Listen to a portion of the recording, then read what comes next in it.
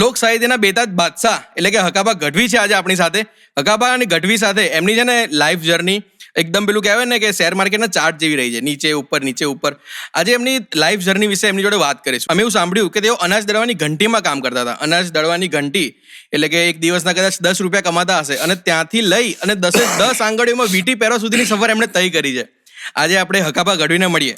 કેમ છો હકાબા? એકદમ રેડી. મારે આ પ્રશ્નોની શરૂઆત ત્યાંથી કરી છે હકાબા કે ડાયરો એટલે શું? ડાયરો એટલે લોકોને મનોરંજન કરાવવું. આ ડાયરો કહેવાય. સીધો ને સિમ્પલ જવાબ. બરાબર. લોકોને આનંદ કરાવો. અને ડાયરાની શરૂઆત ક્યારથી થઈ? એ તો અમારે પેઢી પહેલા થઈ ગયેલી. હમ અમે જેલમાં પહેલા શરૂઆત થઈ ગયેલી છે. હમ પણ એના બાપુ વખતમાં બધું વહી ગયું. ડાયરામાં બધું વહી ગયું છે એટલે અમે ડાયરાથી પરિચિત છીએ. ડાયરો ખતરનાક વસ્તુ છે. હાલો જાઓ. તમારા જન્મથી લઈ અને થોડીક જર્ની વિશે અમને જણાવો. જન્મ તો તમે જેમ થયો એમ મારો જન્મ થયો છે. એમાં કોઈ નવીનતા છે નહીં કે મારો જન્મ અલગ તરીકે થયો એવું છે નહીં કે કંઈક વાદળા વીખી જાય ને મેં ગાઈ જાય એવું થયું નથી મારા જન્મ વખતે. બરાબર. પણ નોર્મલ જે માણસો જન્મ છે જેલમાં છે હવે મારો વિષય હાસ્યનો છે ને આપને મજા આવશે. બરાબર. જેલમાં પછી ટૂંકમાં જેલમાં તો એક દુઃખના મોટા તળાવમાં તળાવ કહેવાય એમાં જેલમાં હતો. પછી એમાં તરતો હતો. દુઃખની બહાર નીકળ્યું તો તરવું પડે. તરતા એક સારો કાંઠો મળી ગયો, નીકળી ગયો અને આ શરૂઆત થઈ મારી જીવનની. દુઃખ પછી સુખની શરૂઆત આવે છે. તો અહીંયા સુધી ધીમે ધીમે પહોંચ્યો છું. ઘંટી ચલાવી, કડિયા કામ કર્યા, જે ખરાબ ધંધા કરવાથી બધા ધંધા કરી લીધા બધું. એટલે એવા કોઈને માન્ય નાખે એવા ધંધા નથી કર્યા આપણે. ગુંડાગર્દી નથી કરી એવી કોઈને શેના ખોદા પણ મુદ્દો જે ધંધા માટે જે ધંધો કરવો પડે, ખરાબ કામ કરવું પડે, ભાઈ ખોટું બોલવું પડે, સાચું બોલવું પડે, બધું કરી નાખ્યું. અહીંયા સુધી અત્યારે પહોંચ્યા છે. અમે સાંભળ્યું કે તમારે ડોન બનવાની ઈચ્છા હતી. એ વાત શું હતી? પણ ડોન બનવા માટે ભાગની જરૂર છે, નસીબની છે. કારણ કે માનો તમારે 2 વર્ષે મમ્મી બાપ થઈ ગયા, 9-10 વર્ષે મારા પપ્પા બાપ થઈ ગયા. પછી મને વિચાર આવ્યો કે હવે આગળ પાછળ માં નહીં, બાપ નહીં, ભાઈ નહીં, બેન નહીં, હગુ કાકા નહીં. તો કીધું આમ જીવનમાં કંઈક કરી અને અમુક મિત્ર એવા મળી ગયા એટલે બધું ડોન થવાની વાતો કરતા તો મને એવો શોખ થઈ ગયો. પણ સારું થયું એ નો બન્યો ડોનનું. ડોન કરતા મૌનમાં મજા છે એટલે હું મૌન બન્યો. ક્યાં વાત છે. બરાબર છે. તમે 10 આંગળીમાં વીટી પહેરો છો. એક વીટી બતાવશો તમારી? બિલકુલ બતાવીશ. પાછી આપજો પહેલા.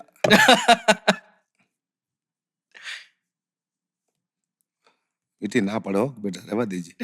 હેલો પહેલા વીટી ફોન જેવા લાગો તમે તે.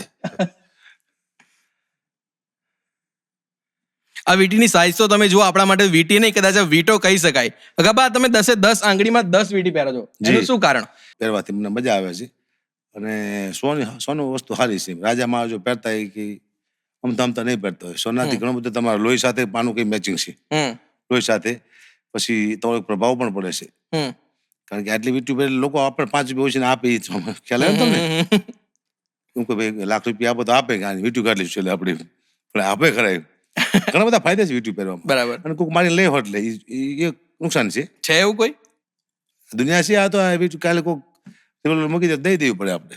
એટલે બહુ ટ્રાય નહીં કરે પણ દઈ દેવું પડે. આ નુકસાન એક છે, ફાયદા અનેક છે. બરાબર છે. તમે ઘંટી ચલાવતા હતા? ઘંટી ગોતી હતી મેં. મારી નોકરી કરી હતી. મારું તકલીફ હતી. મારે 1200 રૂપિયા પગાર હતો. મારો 40 રૂપિયા રોજનું. ઘંટીમાં જો ઘંટી આંકતો હતો, હું ગીતો ગાતો હતો, જોક્સ બોલતો હતો, લોકોને હસાવતો હતો. તો મને એમ થયું કે સારો એવો ટોન છે ગળામાં, એનો ઉપયોગ કરીએ આપણે. એકવાર સ્ટેજમાંથી ઉપયોગ કર્યો અને ચાલી ગયું ભાઈ.